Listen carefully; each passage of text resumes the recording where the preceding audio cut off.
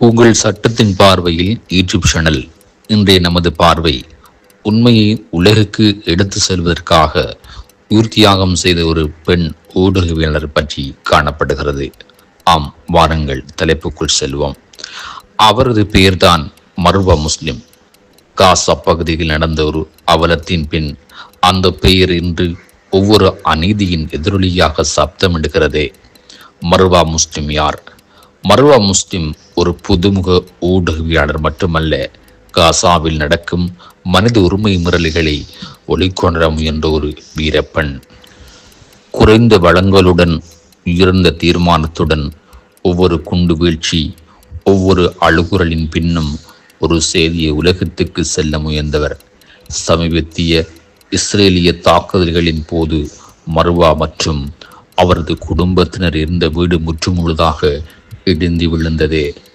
பல மணி நேர சிக்கலான மீட்பு பணிகளுக்கு பிறகு மர்வா, அவரது கணவர் மற்றும் குழந்தைகள் அனைவரும் இடுபாடுகளுக்குள் சிக்குண்டு சடலமாக மீட்கப்பட்டனர். அவரது கையில் இருந்த கமரா மட்டும் முற்றிலும் சேதமடைந்த நிலையில் மீட்கப்பட்டது. அதுபோலவே அவரின் கனவுகளும். மர்வா தனது செயல்கள் மூலம் இணைய பத்திரிகையாளர்களுக்கு ஒரு ரோல் மாடலாக, ஒவ்வொரு பொதுமகனுக்கும் ஒரு தைரியத்தின் உருவாக மாறினார். அவளது வீடியோக்கள், நேர்காணல்கள், கண்ணீரும் கொதிப்பும் கலந்த காட்சிகள் உலகளாவிய அளவில் கவனத்தை பெற்றதாக காணப்படுகிறது. பாலஸ்தீன் குரலாக அழைக்கப்பட்ட மர்வா அமைதி வேண்டி பேசிக்கொண்டிருந்த போதே அது அவருக்கு மரண தண்டனையாகிவிட்டது. மர்வா முஸ்லிமின் மரணம் ஒரு மனிதனின் கருணையற்ற செயல்களின் விளைவாக இருக்கலாம், ஆனால் அவளது செய்தி உயிரோடு இருக்கிறது.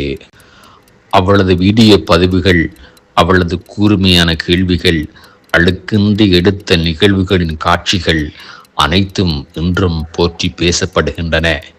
நாம் அவரை பற்றி நினைவு கூறும் போது அது ஒரு உயிரிழப்பு பற்றி அல்ல, ஒரு உண்மை சுருண்டுவிடக்கூடாது என்ற நம்பிக்கையின் பேரலான நினைவுகளை கொள்கின்றோம்.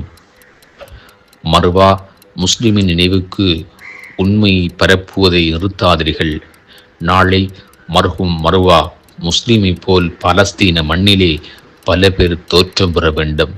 இதுபோன்ற செய்திகளை நமது சட்டத்தின் பார்வையில் யூடியூப் சேனலில் தொடர்ந்தும் பார்வையிட நம்மை தொடர்ந்தும் இணைந்திருங்கள்.